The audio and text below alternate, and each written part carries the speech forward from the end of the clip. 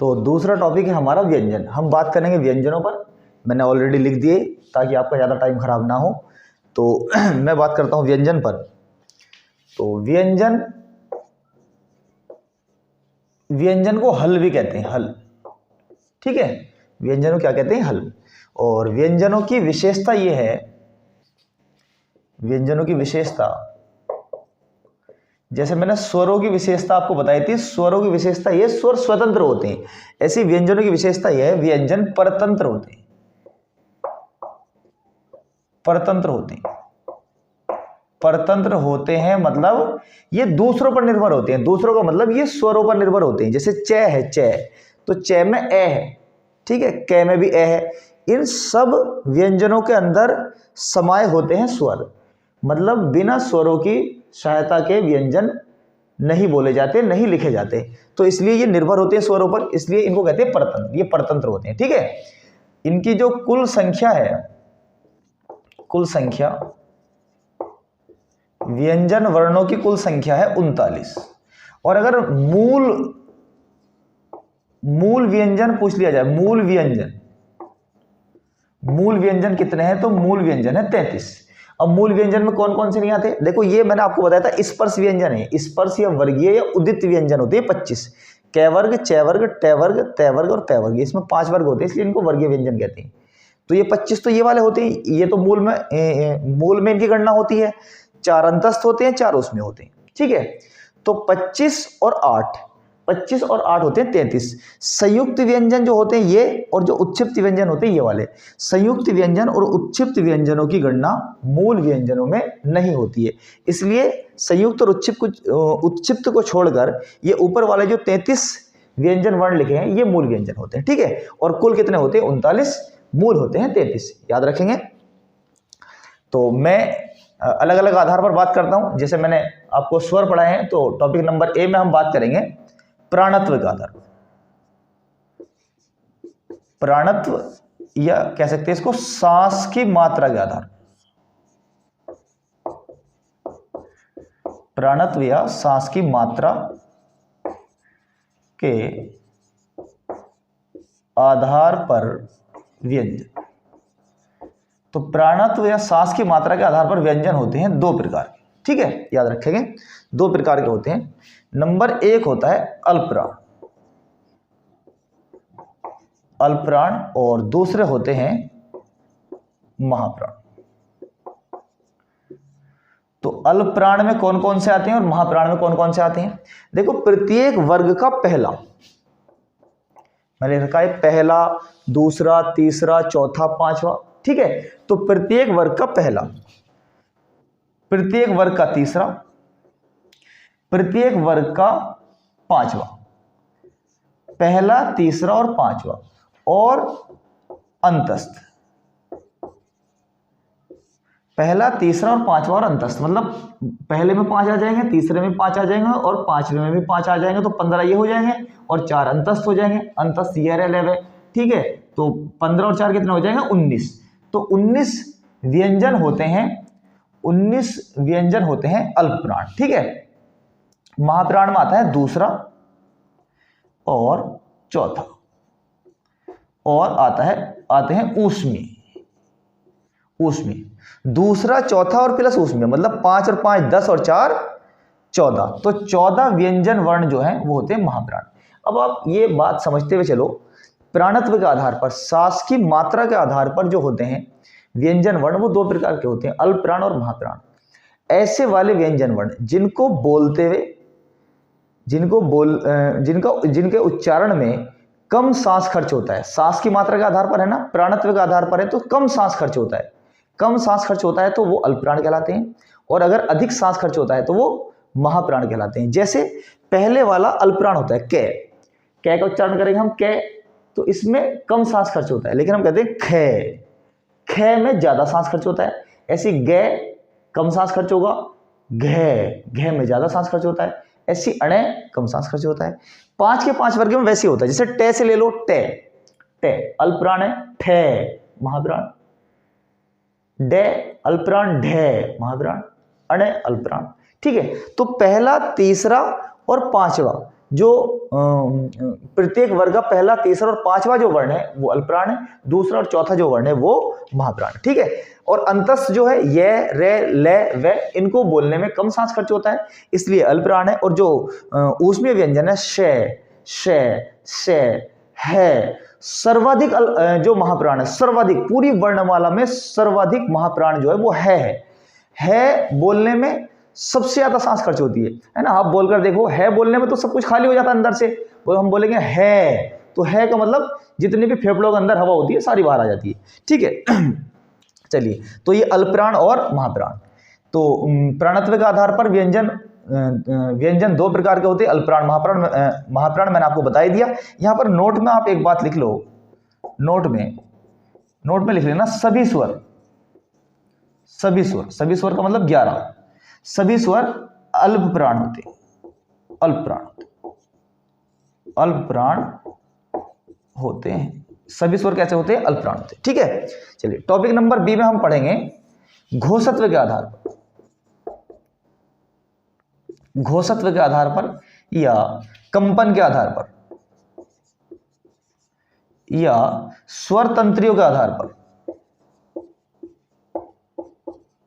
स्वर तंत्रियों के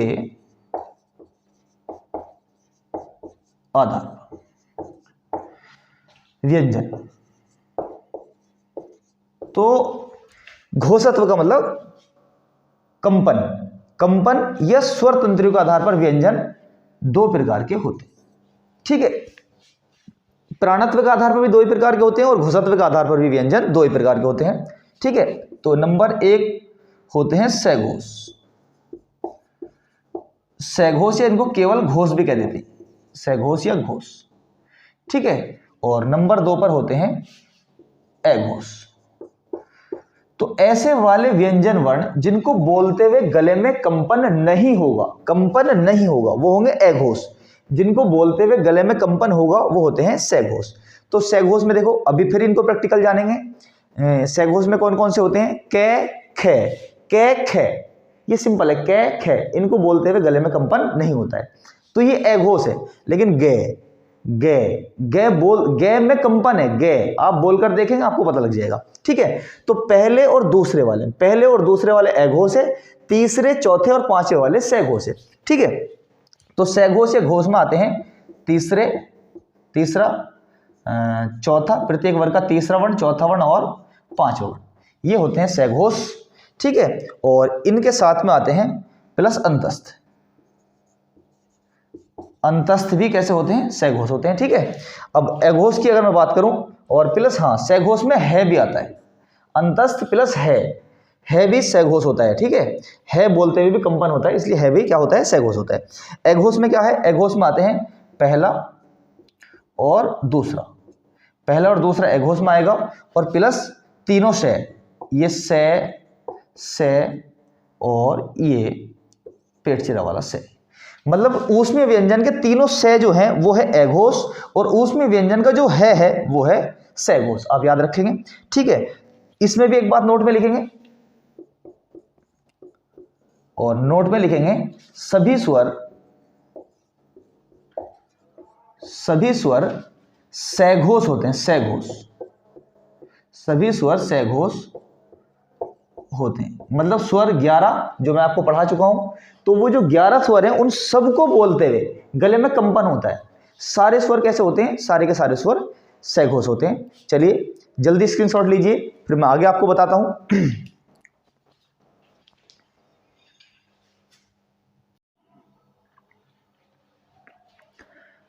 तो दोस्तों, घोषत्व के आधार पर और प्राणत्व के आधार पर हमने व्यंजन पढ़ लिए। तो आगे मैं तीसरा टॉपिक व्यंजनों को पढ़ाता हूं आपको।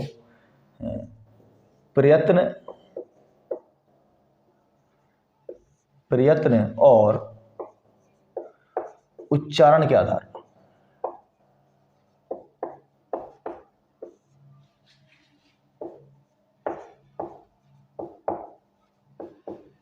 प्रयत्न और उच्चारण के आधार पर व्यंजन, ये प्रकार निश्चित नहीं है, यहाँ पर प्रकार नहीं लिखेंगे, बस मैं आपको ऐसे लिखवा देता हूँ। जो भी क्वेश्चन प्रतियोगिता परीक्षाओं में पूछे जाते हैं, जैसे एक लिखेंगे आप स्पर्श संघर्षी, स्पर्श संघर्षी व्यंजन। तो मैंने आपको जब वर्णमाला लिखवाई शुरू में, तो उस टाइम मैंने आपको स्पर्श व्यंजन बताया। स्पर्श व्यंजन जिनको वर्गीय व्यंजन भी कहते हैं, उनको उदित व्यंजन भी कहते हैं, वो थे 25। तो ये 25 है। स्पर्श व्यंजन में 5 वर्ग होते हैं, कै वर्ग, चै वर्ग, टै वर्ग, तै वर्ग, पै वर्ग। 5 के 5 वर्ग होते हैं और 25 वर्ण होते हैं। इनको कहते हैं हम स्पर्श व्यंजन। लेकिन स्पर्श संघर्षी व्यंजन में केवल चै वर्ग आता है। केवल कौन सा वर्ग आता है? चै वर्ग।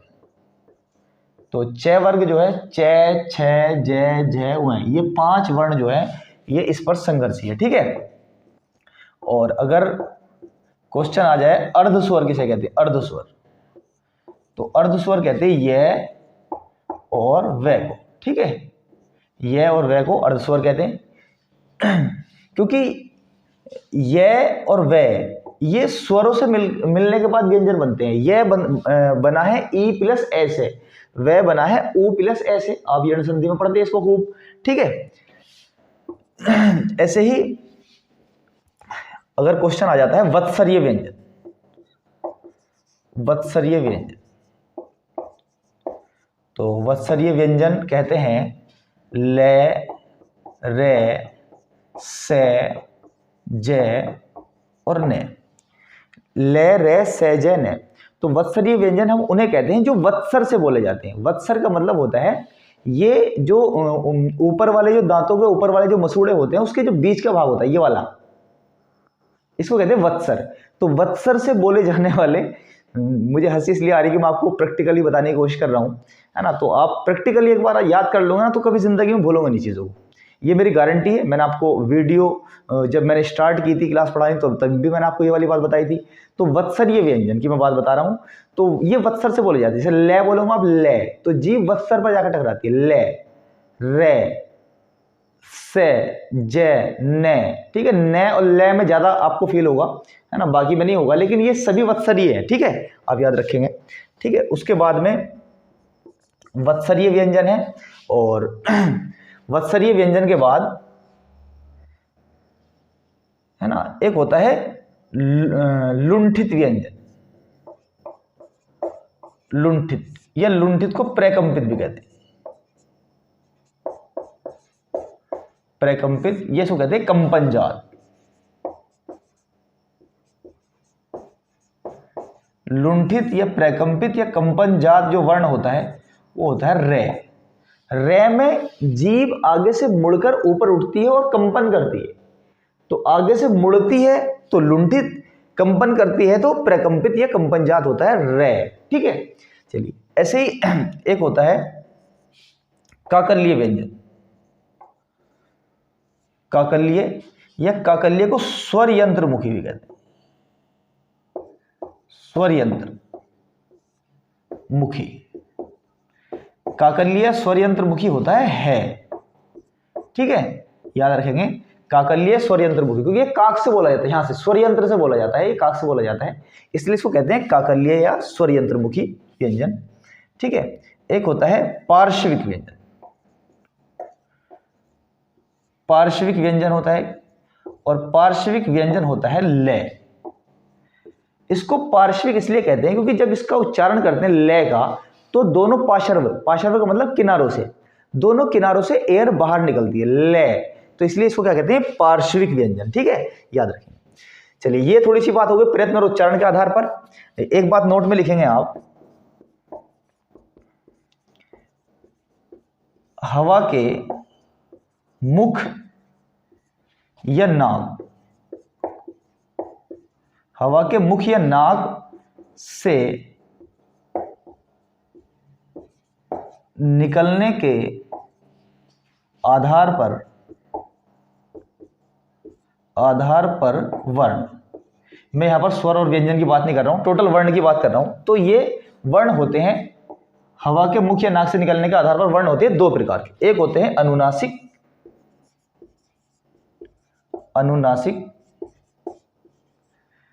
और दूसरे होते हैं निरनुनासिक। अनुनासिक और निरनुनासिक। तो अनुनासिक में कौन आते हैं? अनुनासिक में एक तो अयोगवा आता है, ये वाला है ना, अनुस्वर, और एक आता है अर्धनुस्वर। ठीक है, अनुनासिक में अनुस्वर भी अनुनासिक है, अर्धनुस्वर भी अनुनासिक है, और ये जो वर्गीय व्यंजन है, और वर्गीय व्यंजनों का प्रत्येक वर्ग का जो 5वां वर्ण है, प्रत्येक वर्ग का 5वां, जैसे मैंने आपको कोड लिखवाए सघोष में, सॉरी घोषत्व के आधार पर और प्राणत्व के आधार पर, ऐसे मैं 5वां बता रहा हूं। तो 5वें का मतलब ये अणे वे ने ने में, 5 तो ये, और एक अनुस्वर एक अर्धनुस्वर, तो 5 और 2 कितने हो जाते हैं? 7। ये 7 वर्ण, पूरी वर्णमाला में ये 7 वर्ण अनुनासिक है, और इन 7 को छोड़कर अन्य सभी वर्ण, अन्य सभी वर्ण जो है, अन्य का मतलब है अनुनासिक को छोड़कर, अन्य सभी वर्ण कैसे हैं? निरनुनासिक। ठीक है, चलिए अब एक बार स्क्रीनशॉट लो, और उसके बाद में आपको पढ़ाऊंगा उच्चारण स्थान के आधार पर, उच्चारण स्थान के आधार पर स्वर तथा व्यंजन। ठीक है, जो सबसे मेन टॉपिक है वर्णमाला का, उच्चारण स्थान के आधार पर।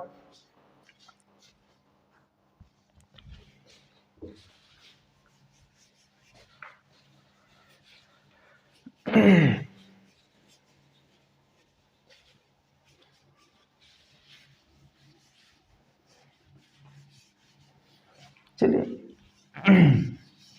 तो उच्चारण स्थान के आधार पर पढ़ेंगे, और सबसे ज्यादा जो प्रश्न प्रतियोगिता परीक्षाओं में पूछे जाते हैं वर्णमाला से, वो उच्चारण स्थान के आधार पर ही वर्णों का, चाहे स्वर हो या फिर वो व्यंजन हो, उन वर्णों के उच्चारण स्थान पूछे जाते हैं। ठीक है, तो उच्चारण स्थान के आधार पर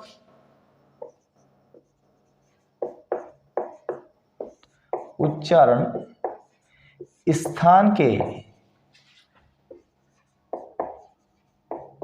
आधार पर वर्ण, वर्ण का मतलब स्वर और व्यंजन दोनों। ठीक है, उच्चारण स्थान के आधार पर। तो उच्चारण स्थान के आधार पर जो वर्ण होते हैं, तो वो मुख्यतः 5 प्रकार के होते हैं। ठीक है, मुख्यतः तो 5 प्रकार के होते हैं, लेकिन यहां पर भी निश्चित नहीं है, मैं आपको बाद में बताऊंगा। ठीक है, एक होते हैं कंठी, कंठी, और कंठीय में आता है ए और आ। ठीक है, कंठीय में कै वर्ग आता है, पूरा कै वर्ग, कै वर्ग का मतलब कै खे गे घे अण तक। ठीक है, कै वर्ग, ए आ और कै वर्ग आता है, और आता है भी कंठी है, और एक ये विसर्ग होता है अह, ये भी कंठी होता है। ठीक है, तो 2 और 5 7 और 2 9। ठीक है, ये हो जाते हैं कंठीय। और दूसरा होते हैं तालव्य, तालव्य होते हैं, और तालव्य में आते हैं छोटी ई और बड़ी ई, पूरा च वर्ग आता है, च वर्ग। ठीक है, और एक आता है ये, और एक आता है श, ये होते हैं तालव्य। और उच्चारण स्थान के आधार पर होते हैं, कुछ वर्ण होते हैं कंठीय, कुछ तालव्य होते हैं, कुछ होते हैं मूर्धन्य। और मूर्धन्य में आते हैं, एक तो मूर्धन्य में रिरी और टे वर्ग आता है पूरा, एक रे आता है, और एक आता है ये पेटचिरा वाला से, ये आते हैं मूर्धन्य में। ठीक है, और इसी तरीके से दंतीय होते हैं, कुछ वर्ण दंतीय होते हैं। तो दंतीय कौन से होते हैं? एक तो आता है लिरय, हालांकि लिरय हमारी हिंदी वर्णमाला का है नहीं, ये संस्कृत की वर्णमाला का वर्ण है लिरय, लेकिन यहां से क्वेश्चन पूछा गया है, इसलिए मैंने लिरय लिख दिया यहां पर। लिरय दंती है, और लय ये हमारी वर्णमाला का लय है। ठीक है, लय भी दंती है, और पूरा तय वर्ग आता है, और एक आता है से, ये। ठीक है, ये वाला से क्या है? दंती है। ठीक है, उसके बाद में जो 5वां है वो है ओष्ठीय, ओष्ठीय। ठीक है, और ओष्ठीय में आता है छोटा ऊ और बड़ा ऊ और पूरा पै वर्ग। तो पै वर्ग जो आता है वो पूरा किस में आता है? ओष्ठीय में आता है। ठीक है, और दंतोष्ठीय, दंतोष्ठीय एक वर्ण होता है दंतोष्ठीय, तो दंतोष्ठीय होता है केवल व।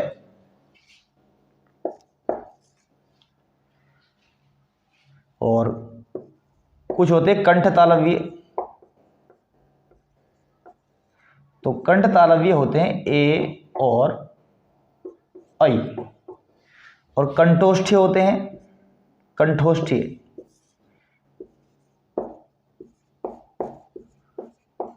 कंठोष्ठीय होते हैं ओ और औ, ओ और औ होते हैं कंठोष्ठीय। ठीक है, नासिक्य तो मैंने आपको बता ही दी। ठीक है, नासिक्य में तो वो 5 अक्षर आ जाते हैं, वो तो मैंने 2-3 बार उनकी बात हो गई। तो ये होते हैं उच्चारण स्थान के आधार पर। अच्छा, उच्चारण स्थान के आधार पर मुख्यतः जो होते हैं, मुख्यतः वो 5 प्रकार के होते हैं। मुख्यतः कितने प्रकार के होते हैं? मुख्यतः 5 प्रकार। और 5 प्रकार में कौन कौन से? कंठीय, तालव्य, मूर्धन्य, दंतीय और ओष्ठीय। उसके बाद दंतोष्ठीय वह होता है, कंठ तालव्य ए ऐ और कंठोष्ठीय ओ और औ होते हैं। ठीक है, चलिए अब मैं आपको थोड़ा सा प्रैक्टिकली बताता हूं। कंठीय ऐसे वाले वर्ण जो कंठ से बोले जाते हैं, जो कंठ से बोले जाते हैं वो कंठीय है। जैसे ए आ, ये कंठ से बोले जाते हैं। अब कै वर्ग पूरा, कै, ख, ग, घ, अण, ये पूरा कै वर्ग किससे बोला जाता है? कंठ से बोला जाता है कंठ से बोला जाता है, अह भी कंठ से बोला जाता है। अब तालव्य, तालव्य तालु कहते हैं, जो मुंह की जो छत होती है ऊपर की, मुंह की जो छत होती है ऊपर की, उसको क्या कहते हैं? तालु कहते हैं। तो तालु से जो बोले जाने वाले वर्ण हैं वो कहलाते हैं तालव्य। ठीक है, तो तालव्य में आते हैं ई, च, वर्णमाला का अंतिम और सबसे इंपॉर्टेंट टॉपिक, उच्चारण स्थान के आधार पर वर्ण। ठीक है, तो ये पढ़ते हैं हम। उच्चारण स्थान के आधार पर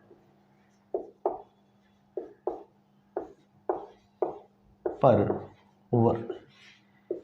तो मुख्यतः उच्चारण स्थान जो है, मुख्यतः उच्चारण स्थान वो होते हैं 5। ठीक है, कई बार क्वेश्चन बन जाता है उच्चारण स्थान कितने होते हैं, तो उच्चारण स्थान मुख्यतः होते हैं 5। तो नंबर 1 जैसे होता है कंठी, कंठी, और कंठी में आते हैं ए कंठी है, आ भी कंठी है, और एक कै वर्ग, कै वर्ग पूरा, कै, ख, ग, घ, अण। ठीक है, ये कंठी है। और एक आता है भी कंठी है, और एक आता है अह भी कैसा है? कंठी है। तो ये कंठी वर्ण होते हैं। और ऐसे होता है तालव्य, और तालव्य में आते हैं, तालव्य में छोटी ई और बड़ी दोनों ई आती है तालव्य में, और पूरा च वर्ग आता है, च वर्ग पूरा तालव्य में आता है। और एक होता है य और एक होता है श, जो बड़ा वाला श होता है ये तालव्य में आता है। ठीक है, उसके बाद एक होते हैं उच्चारण स्थान के आधार पर मूर्धन्य। कुछ वर्ण होते हैं मूर्धन्य, और मूर्धन्य में आते हैं, एक तो मूर्धन्य में ऋरी और पूरा ट वर्ग आता है। ठीक है, और एक आता है रे, और एक आता है ये पेट चिरा वाला से आता है। तो ये रीरी, पूरा ट वर्ग और रे और श ये आते हैं किसमें? मूर्धन्य, ये मूर्धन्य से बोले जाते हैं। और ऐसे ही मूर्धन्य के बाद कुछ होते हैं दंती, और दंती में आते हैं ले दंती है, पूरा तय वर्ग, तय थ दे ध न, तय वर्ग का मतलब समझते? तय थ दे ध न, तो ले और पूरा तय वर्ग। ठीक है, और एक आता है श, ये छोटा वाला से आता है ना, दंतीय। छोटे वाले से का उच्चारण स्थान क्या है? दंतीय। ठीक है, ऐसे ही होता है ओष्ठीय, और ओष्ठीय में आते हैं छोटा ऊ और बड़ा ऊ, और आते पै, फै, मतलब पै फै क्या? पै वर्ग पूरा, पूरा पै वर्ग। ठीक है, पै फै बै भै मैं। ठीक है, छोटा ऊ बड़ा ऊ और पूरा का पूरा पै वर्ग, ये आते हैं ओष्ठीय। इसके बाद मुख्यतः तो ये 5 ही होते हैं। उच्चारण स्थान मुख्यतः कितने होते हैं? 5। कंठीय, तालव्य, मूर्धन्य, दंतीय और ओष्ठीय। इसके बाद भी और जैसे हम लिखते हैं कुछ होते हैं दंतोष्ठीय। दंतोष्ठीय, दंतोष्ठीय का मतलब ऐसा वर्ण जो दांत और होंठ दोनों की सहायता से बोला जाता है, तो वो है वै। ठीक है, वै। और कुछ वर्ण है कंठ तालव्य। कंठ तालव्य मतलब ऐसे वर्ण जो कंठ और तालु दोनों की मदद से बोले जाते हैं, वो है ए और ऐ। ऐसे कुछ वर्ण हैं कंठोष्ठीय। कंठोष्ठीय और कंठोष्ठीय है ओ और औ। चलिए अब जरा आप इसको प्रैक्टिकली थोड़ा सा समझ लो, मैं आपको बता देता हूं। उच्चारण स्थान के आधार पर वर्ण मुख्यतः जो है वो 5 प्रकार के होते हैं, क्योंकि मुख्यतः जो उच्चारण स्थान है, मुख्यतः उच्चारण स्थान कितने हैं? 5। ठीक है, जैसे कंठीय कहते हैं गले को, ऐसे वर्ण जो गले से बोले जाते हैं, जैसे ए, आ, कै वर्ग पूरा, कै, खे, गे, घे, अणे। ठीक है, और ऐसी है, ऐसी एह का मतलब विसर्ग जो एह, तो ये सारे कंठ से बोले जाते हैं। जो कंठ से बोले जाते हैं वो वर्ण कैसे हैं? कंठीय। तालव्य तालु कहते हैं, जो हमारे मुंह की छत होती है ना, उसको तालु कहते हैं। मुंह की छत होती है ऊपर की, तो ऐसे वाले वर्ण जिनको बोलते हुए जीभ छत की तरफ जाती है। जीभ किस तरफ जाती है? छत की तरफ। जैसे आप बोलकर भी देखें, ई, दोनों ई में कैसे तालव्य। च वर्ग को बोलो आप, च, छ, जय, तो जीभ बार बार किधर जाती है? तालु की तरफ जाती है। ठीक है, चलिए मेरे साथ साथ बोलते रहना। ठीक है, और वीडियो के बाद भी प्रैक्टिकल करना है आपको। कुल मिलाकर आपने वर्णमाला को प्रैक्टिकली समझना है। प्रैक्टिकली समझोगे तो आप कभी वर्णमाला नहीं बोलोगे। ठीक है, और कभी डाउट भी वर्णमाला को लेकर नहीं रहेगा। ये बात मैंने पहले भी कही थी आपसे। जैसे मूर्धन्य है, मूर्धन्य कहते हैं मसूड़ों को। ठीक है, और मसूड़ों को का जो बीच के जो मसूड़े होते हैं, जो बीच वाले 2 दांत होते हैं बड़े वाले, उनके जो मसूड़े होते हैं उनको कहते हैं वत्सरीय, ऊपर वालों को। तो मैंने वत्सरीय आपको लिखवा दिए। तो जो जब जीभ मसूड़ों से टच होती है, मसूड़ा का मतलब दांत और तालू के बीच का जो हिस्सा होता है, दांत के ऊपर और तालू के आगे बीच में मसूड़े होते हैं, तो मसूड़ों से की तरफ अगर जीभ जाती है जिन वर्णों को बोलने में, तो वो वर्ण कहलाते हैं मूर्धन्य। तो मूर्धन्य माता रिरी, टे, ठे, डे, ढे, ने, ये सब मूर्धन्य। रे, और ये पेट चिरा वाला से भी, ये श, तो ये भी कैसा है? मूर्धन्य। ऐसी दंतीय का मतलब जिन वर्णों के उच्चारण में जीभ दांत की तरफ जाती है। ठीक है, तो ये होता ले, ते, थे, दे, धे, ने। अच्छा, तुमने देखा होगा जब वृद्धावस्था में क्या होता है? मुंह के दांत टूट जाते हैं। जब दांत टूट जाते हैं तो जो दंतीय वर्ण है ना, वो बुजुर्ग जो होते हैं, जो वृद्ध होते हैं, उनसे दंतीय वर्ण साफ नहीं बोले जाते हैं, इसलिए उनका उच्चारण ना थोड़ा सा तोतला हो जाता है ना। आपने ये प्रैक्टिकल भी किया, आपने देखा होगा किसे। तो मैं कह रहा हूँ ये ले, ते, थे, दे, धे, ने और से, ये वाला से कैसा है? दंतीय। तो आप देखो, याद रखेंगे, जो ये वाला बड़ा वाला श है ये तालव्य है, जो पेट चिरा वाला श है ये मूर्धन्य है, और जो ये छोटा वाला श है ये दंतीय। ठीक है, ओष्ठीय होते ऊ और पूरा पै वर्ग, पै, फै, बै, भै, में, बिना होठ एक दूसरे से टच किए आप पै वर्ग को बोल ही नहीं सकते हो। पै, फै, बै, भै, में। अच्छा, ऐसे जैसे बै है, तो बै क्या है? ओष्ठीय है। तो मैं बिना होठों के बोलने की इसको कोशिश करता हूं, मैं कहता हूं बै, तो होंठ आपस में टच होते हैं। अगर मैं टच नहीं करूंगा तो नहीं बोला जाएगा, क्योंकि वो कैसा है? ओष्ठीय है। ठीक है, तो ओष्ठीय में क्या है? छोटा ऊ और बड़ा ऊ और पूरा पै वर्ग। ठीक है, दंतोष्ठीय में आता है केवल वै। दंतोष्ठीय क्या है? मैंने बताया मुख्यतः स्थान जो है, उच्चारण स्थान वर्णों के मुख्यतः कितने हैं? 5। दंतोष्ठीय का मतलब दांत और होंठ दोनों से, वै। तो वै में होंठ भी काम करते हैं और दांत भी काम करते हैं। ठीक है, कंठ तालव्य में कंठ का मतलब गला और तालु का मतलब मुंह की छत। तो कंठ और तालव्य दोनों से जो वर्ण बोले जाते हैं वो है ए और ऐ। कंठ और ओष्ठ का मतलब होंठ, कंठ और ओष्ठ से जो दोनों से वर्ण बोले जाते हैं वो है ओ और औ। अब इनको याद करने की मैं तुम्हें एक शॉर्ट ट्रिक बताता हूं, क्योंकि सबसे ज्यादा प्रश्न प्रतियोगिता परीक्षा में सबसे ज्यादा प्रश्न यहां से पूछे जाते हैं। ठीक है, आप याद रखेंगे। चलिए फिर भी मैं आपको एक ट्रिक बता देता हूं याद करने की, थोड़ा सा उससे आसान हो जाएगा, है ना। एक कविता टाइप आप याद करेंगे, जैसे कहते हैं अकह विसर्ग कंठ राम इचियस भी है तालू राम रिट्रस से जानो मूर्धा जी लतस पुकारो दंत जी उप आते हैं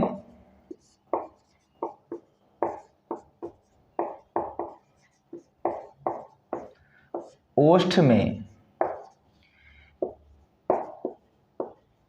केवल व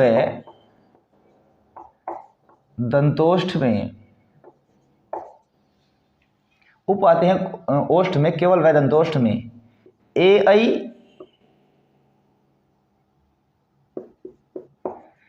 आई कहे कंठ तालु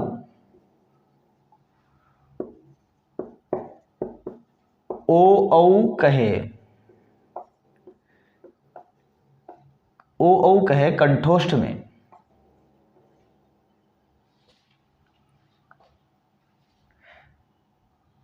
ओ कहे कंठोष्ठ में। ठीक है, इस तरीके से ये कविता आप याद करोगे। ठीक, अब जरा मैं इसको बता देता हूं कैसे कैसे। अकह विसर्ग कंठराम इचियस भी है तालुराम रिट्रस से जानो मूर्धा जी लतस पुकारो दंत जी उप आते हैं ओष्ठ में केवल व दंतोष्ठ में। देखो अकह का मतलब ए संकेत है, ए और आ दोनों, ए और आ दोनों। ठीक है, कै संकेत है पूरे कै वर्ग के लिए। ठीक है, और है तो अपने आप में पूरा है, और विसर्ग का मतलब वो है। तो ये सारे के सारे कैसे हैं, कंठ है। ऐसे ही ई संकेत है छोटी बड़ी दोनों के लिए, और च वर्ग पूरा, और ये और शय ये कैसे हैं, तालव्य हैं। ठीक है, ऐसे रीरी और पूरा ट वर्ग और रे और शय ये कैसे हैं, मूर्धन्य है। ऐसे ल और पूरा त वर्ग पूरा और शय ये कैसे हैं, दंतीय हैं। और ऐसे छोटा ऊ बड़ा ऊ जो संकेत है वो छोटा ऊ बड़ा ऊ दोनों का है, और पूरा प वर्ग ये कैसे हैं, ओष्ठ्य हैं। ऐसे ही केवल व क्या है, दंतोष्ठ्य है। ए आई क्या है, कंठ तालव्य, और ओ क्या है, कंठोष्ठ। तो इसको ऐसे करके याद कर लो आप। कहे विसर्ग कंठराम इचियस भी है तालुराम रिटस से जानो मूर्धा जी लतस पुकारो दंत जी उप आते हैं ओष्ठ में केवल व दंतोष्ठ में ए आई कहे कंठ तालु ओ कहे कंठोष्ठ में। ठीक है, इस तरह से आप याद कर लो। तो अब मैं ऐसे कह सकता हूं कि आपका एक भी डाउट वर्णमाला को लेकर नहीं रहा होगा, और अगर अभी भी कुछ है तो आप मुझे कमेंट में ज़रूर बताएं। मैंने अपनी पूरी कोशिश की है, और आगे मैं और कुछ सुधार करने की कोशिश करूंगा। ठीक है, तो बस मैं अब इतना ही कहना चाहता हूं। अगर आपको क्लास बहुत अच्छी लगी है और आपके डाउट दूर हुए हैं, या जो जूनियर बच्चे हैं उनको क्लास बहुत अच्छी लगी है, उनके अच्छे नोट्स बने हैं, तो चैनल को सब्सक्राइब करो और आने वाली वीडियो का इंतज़ार करो। मैं कल या परसों तक एक दूसरी वीडियो में बनाऊंगा। अभी ये वर्णमाला, और वर्णमाला के बाद अब मैं आपको अगली वीडियो बनाऊंगा। मैं अगली क्लास हमारी रहेगी संज्ञा। ठीक, धन्यवाद।